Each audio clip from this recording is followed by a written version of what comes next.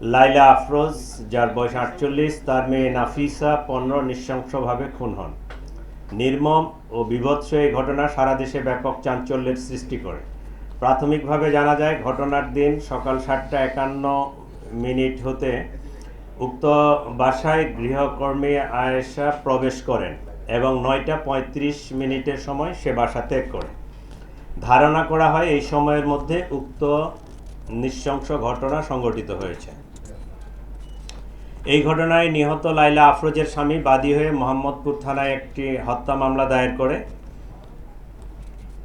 ঘটনার পরপরই মোহাম্মদপুর থানা পুলিশ ও ডিএমপির ঊর্ধ্বতন কর্মকর্তাগণ ঘটনাস্থল পরিদর্শন সহ ঘটনার প্রকৃত রহস্য উদ্ঘাটন, ঘটনার সাথে জড়িত প্রধান সন্দেহভাজন গৃহকর্মী আয়েশার বিস্তারিত তথ্য সংগ্রহ করার কাজ শুরু করেন।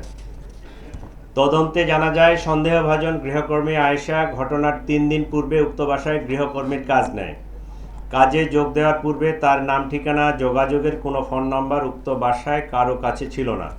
সন্দেহভাজন আয়েশাকে শনাক্ত করার জন্য পুলিশ উক্ত ভবনের আশেপাশের সিসিটিভি ফুটেজ সংগ্রহ বিশ্লেষণ করে, কিন্তু কাজে আসা যাওয়ার সময় সে মুখ ঢেকে রাখত এবং তার চেহারা শনাক্ত করা সম্ভব ছিল না।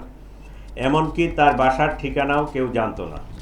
আয়েশাকে গ্রেফতার করার জন্য পুলিশ প্রথমে হেমায়েতপুর তার মায়ের বাসায় অভিযান পরিচালনা করে, কিন্তু তার মা জানান তারা রাত্রে বাসায় ছিল কিন্তু সকালবেলা বের হয়ে গেছে।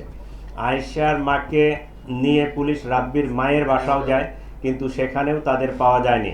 তারা পুলিশকে জানায় আয়েশা ও রাব্বি বরিশালে গিয়ে থাকতে পারে।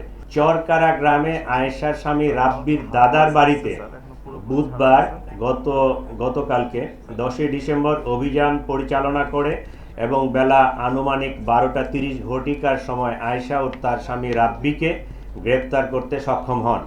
এ সময় তাদের কক্ষ তল্লাশি করে গৃহকর্মী আয়েশা কর্তৃক চোরাইকৃত একটি ল্যাপটপ উদ্ধার করা হয়।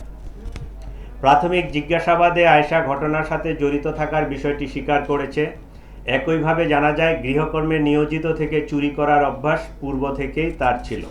চাঞ্চল্যকর এই জোড়া খুনের কারণ অনুসন্ধানে আয়েশা বলে, কাজে আসার দ্বিতীয় দিনে সে বাসা থেকে ২০০০ টাকা চুরি করে। এ নিয়ে গৃহকর্ত্রী আয়েশাকে প্রশ্ন করলে তার সাথে গৃহকর্ত্রীর বাক বিতণ্ডা হয়।